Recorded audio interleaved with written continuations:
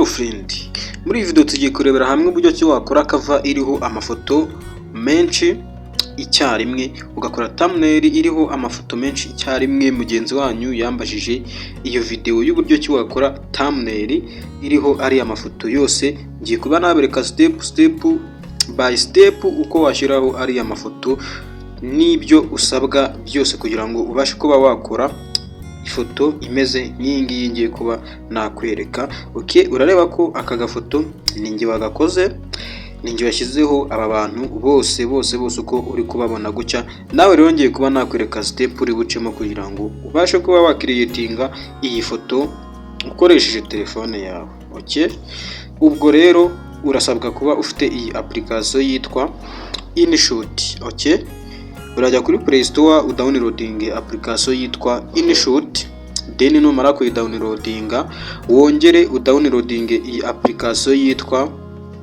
Pixlab iyi ngiyi, then nurangiza kuzidownloadinga urahita ukurikiza step ngiye kuba nakwereka, then nawe ubashe gukiriyetinga ako gafoto. Okay, turaza tujya muri InShot yacu. Okay, gutya turahakirika muri InShot, nurangiza uraza hano handitse foto uhakirike gutya, nurangiza ujye hano hantu handitse new. Okay, uhakirike gutya, uraza manuke rero mu mafoto yawe ushaka, then turamanuka twongere tumanuke, ngiye guhitamo ifoto runaka. Okay, ndahitamo iyi ngiyi. Iyi foto urareba ko nta kintu kiri inyuma yayo, kaduhitemo ifite cover inyuma. Okay, kaduhitemo ifite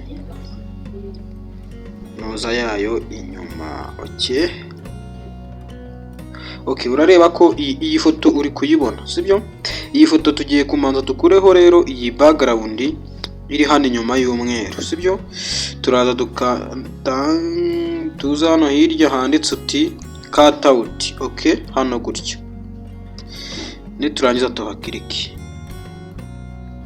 Numara gukirika kuri cut out urategereza. Urareba ko tayari ya background y'inyuma yagize ute yavuyeho. Okay, noneho rero urahita ukanda hano, nurangiza ukanda hano hantu handitse uti export. Okay, urahakirika rero,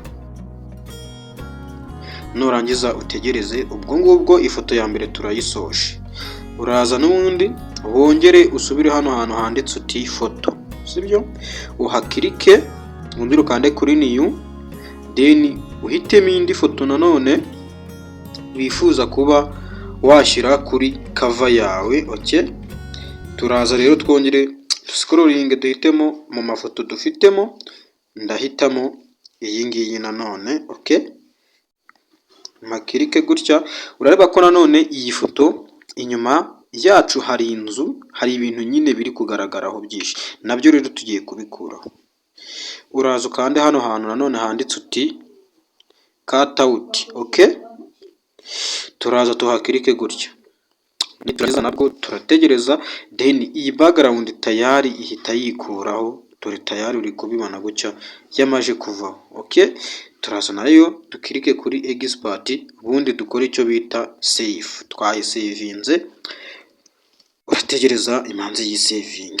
Tumaje rero gutunganya amafoto yacu, tugiye kuyashyira ahantu hamwe. Okay, turaza tujye muri ya application yacu yitwa Pixlab. Ntago bivunanye ibi bintu, nurangiza tayari urayikirikaho, sibyo? Numara kuyikirikaho rero nabwo urategereza. Urasangamo urupapuro, ushobora kuba utifuza wenda urupapuro rw'umuhondo, wifuza urw'ubururu. Dore rero kugira ngo uruhindure ahantu ukirika, uraza ukirike hano gutya. Okay, hano kuri aka kaboro uhakirike, nurangiza uze hano hantu handitse uti color. Okay, uhakirike gutya, then barakuzanira amabara menshi cyane. Dore urareba ko hariho umutuku, ubururu ndetse n'umukara, byose urareba ko amabara yose ariho. Ariko ngewe ndihitiramo umuhondo, dore nguyu hano. Okay, ndawukirikaho nk'ibisanzwe rero. Sasa rero tugiye kongeramo ya mafoto. Uraza uce hano hejuru kuri aka gasaraba ugakirikeho gutya. Nurangiza uze hano ahantu handitse uti from gallery. Okay, urahakirika gutya nk'ibisanzwe rero. Okay, ureba ko ya mafoto tayari yagize ute yaje. Uraza uhitemo iyi ngiyi ya mbere, reka bari yo tubanza tugire gutya. Nurangiza ukande hano ifoto igemo. Uraza rero ukande hano hantu nanone kuri kano kaboro, ifoto nyine uyizuminge ibe ntoya mo gakeya. Okay, gakeya gutya, tayari uyihagarikemo neza gutya. Ureba ko ifoto yamaje kuba yajyamo. Tugiye gushyiramo indi foto rero. Sasa turagira gutya nanone ku gasaraba tuhakirike, then from gallery tuhakirike, duhitemo ya foto yacu nanone tuyishyiremo tayari. Tayari urareba ko ifoto nayo yagezemo, sibyo?